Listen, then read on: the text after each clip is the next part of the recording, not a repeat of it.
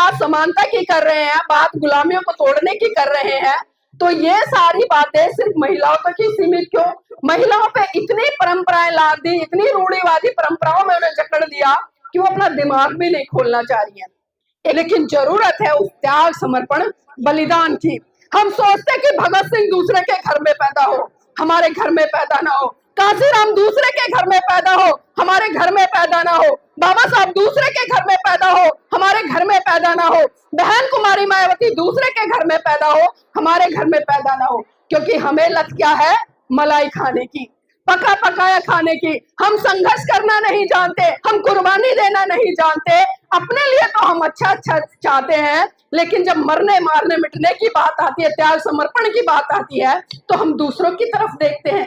तो बताइए, क्या इसी दिन के लिए परम पूज्य बाबा साहब ने 4-4 बच्चे कुर्बान किए?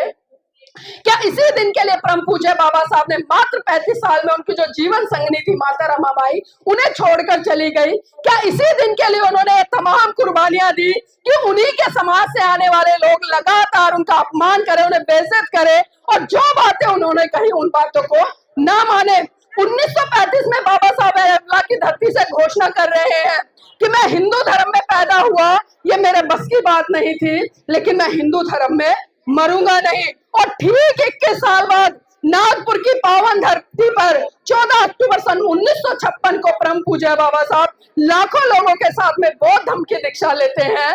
लेकिन हम कहाँ हैं? क्या आज हम बौद्ध हैं? कितने लोग हैं यहाँ पर बैठे हुए? हाथ उठाइए एक बार, कितने लोग बौद्ध हैं?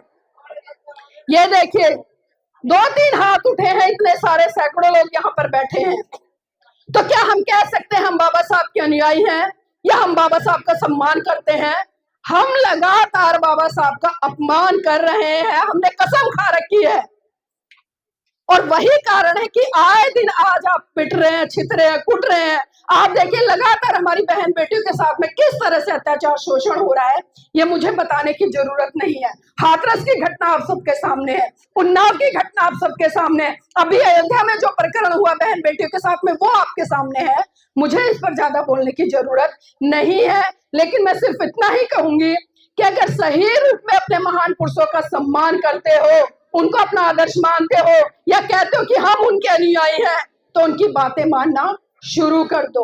जय जयकार करने के लिए हमारे महान पुरुषों ने नहीं कहा।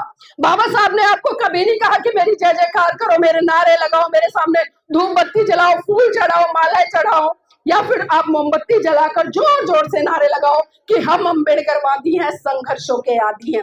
क्या ऐसा कहा बाबा साहब ने कभी? बाबा साहब ने आपको साफ साफ संदेश दिया कि मेरे बहुजन समाज के लोगों जाइए, इस देश की सत्ता पर राज कीजिए, मेरे समाज के लोगों जाइए, इस भारत को गोद में कीजिए। लेकिन दोनों बातों में हम नीलबटा सन्नाटा है, कुछ नहीं करा हमने, सिर्फ जय जयकार करी। 14 अप्रैल मना लिया, रैली का आयोजन है लखनऊ में, बस भर के वहां चले जाएंगे, लेकिन उसके बाद क्या? शांत। और इसी कड़ी में मैं बाबा साहब के जीवन संघर्ष से दूसरी घटना भी जरूर यहाँ पर सुनाना चाहूंगी, और खासकर मैं अपनी बहन बेटियों के लिए बातें कह रही हूँ। यहाँ पर मेरे पुरुष साथी सभी बैठे हैं, सभी इधर उधर कार्यक्रमों में जाते हैं, लेकिन मेरे समाज की बहन बेटियां बहुत कम जाती हैं कार्यक्रमों में। और यही कारण है कि आज वो तमाम तरह की रूढ़िवादी परंपराओं में फंसी हुई है। मेरी बहनों, बात उस समय की है जब परम पूज्य बाबा साहब बंबई हाई कोर्ट में प्रैक्टिस कर रहे थे। अचानक उनके पास खबर पहुंची कि साहेब, आपका बेटा राजरतन बहुत बुरी तरह से बीमार है और अपने जीवन की अंतिम सांसें ले रहा है।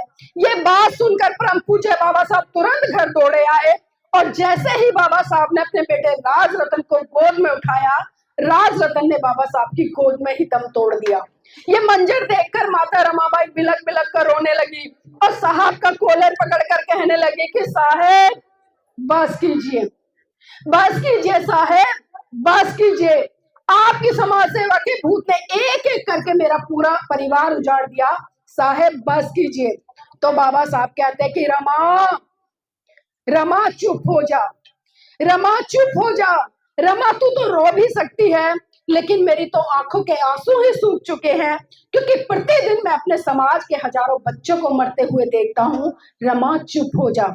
तो माता रमाबाई फिर कहती है कि साहेब, साहेब मैं आज फिर चुप हो जाऊंगी, लेकिन आप मुझे एक बात बता दीजिए कि जब जब आप अपने बेटे राज रतन को गोद में खिलाया करते थे तो बड़े हर्षोल्लास के साथ कहा करते थे कि रमा रमा मेरा बेटा राज रतन एक दिन बड़ा होकर इस देश पर राज करेगा।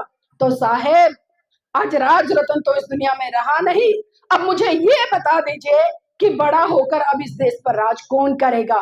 बाबा साहब राज रतन के पार्थिव शरीर पर हाथ रखकर कसम खाते हैं और कहते हैं कि रमा रमा मैं भारत देश में एक दिन ऐसा काम करके जाऊंगा कि हर रमा की कोख से जन्म लेने वाला राज रतन इस देश पर राज करेगा, इस देश पर राज करेगा। और वो राज परम पूज्य बाबा साहब हमें संविधान के अंदर देकर गए, एक वोट देने तक से लेकर एक शासक बनने तक का अधिकार, एक नेता बनने से लेकर एक राष्ट्रपति बनने तक का अधिकार, एक चपरासी से लेकर एक प्रधानमंत्री बनने तक का अधिकार। लेकिन क्या हमने उस वोट की वैल्यू को समझा?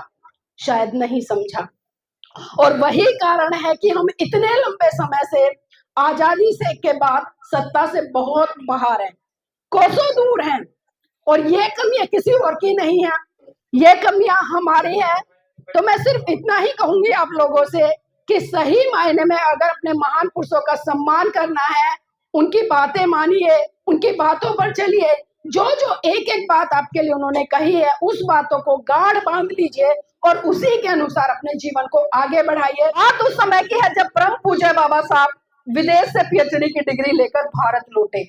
और जब भारत के लोगों को पता चला कि बाबा साहब आ रहे हैं तो महाराष्ट्र के लोगों ने एक विशाल व भव्य कार्यक्रम का आयोजन किया और एक बहुत बड़ा सा मंच लगाया और पूरे महाराष्ट्र में खबर फैला दी कि बाबा साहब आएंगे, हम उनका सम्मान सत्कार करेंगे। और जब ये खबर उड़ते उड़ते माता रमाबाई के पास पहुंची तो उनकी भी जिज्ञासा हुई कि अरे मेरे साहब आ रहे हैं तो क्यों ना मैं भी उस क्षण को, उस पल को अपनी आंखों से महसूस करूं और देखूं कि किस तरह से लोग साहिब का सम्मान करेंगे। तो आपको जानकर आश्चर्य होगा मेरी बहनों, माता रमाबाई के पास में एक भी ऐसी साड़ी नहीं थी जिसको पहनकर वो बाबा साहब के सम्मान सत्कार कार्यक्रम में जा सके।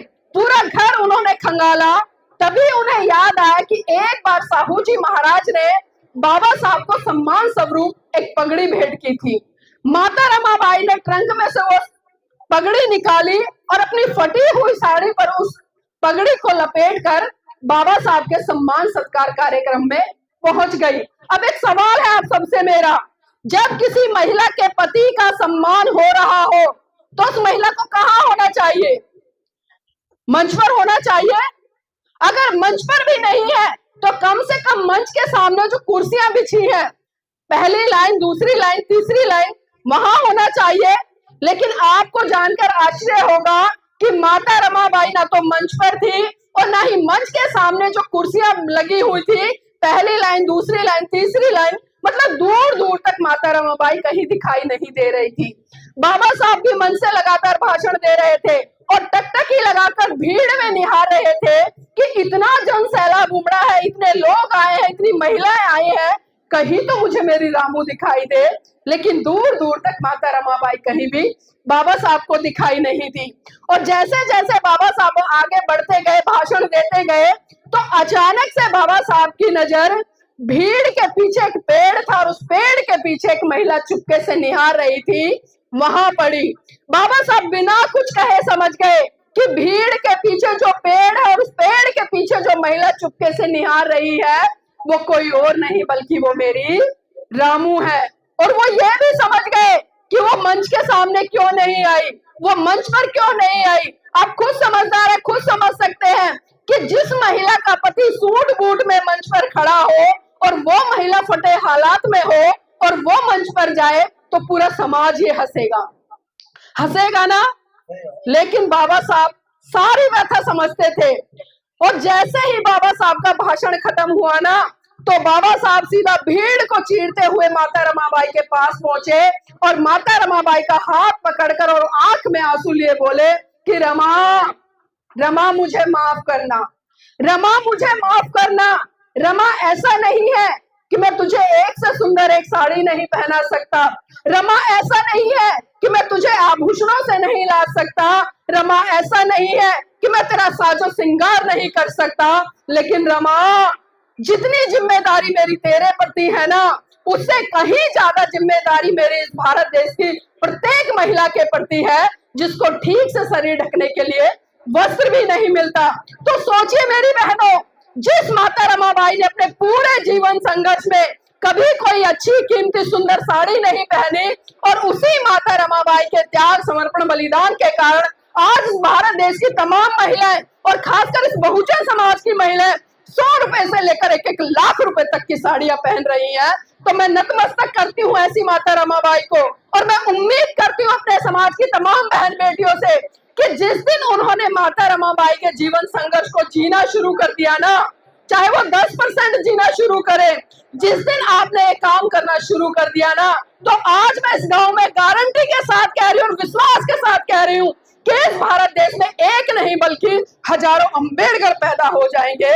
लेकिन जरूरत है उस त्याग समर्पण बलिदान की। हमारे बीच में आदरणीय एडवोकेट जय भीम प्रकाश जी हैं, दिल्ली से चलकर आए हैं, और मैं आपको बता दूं कि धम्मपद संघ नाम से संघ ही है, और वो संघ क्या काम कर रहा है, भारत को बौद्ध में बनाने के लिए काम कर रहा है, क्योंकि बाबा साहब का सपना था। उनका कोई सपना नहीं है ये, उनका कोई अलग रूपरेखा नहीं है।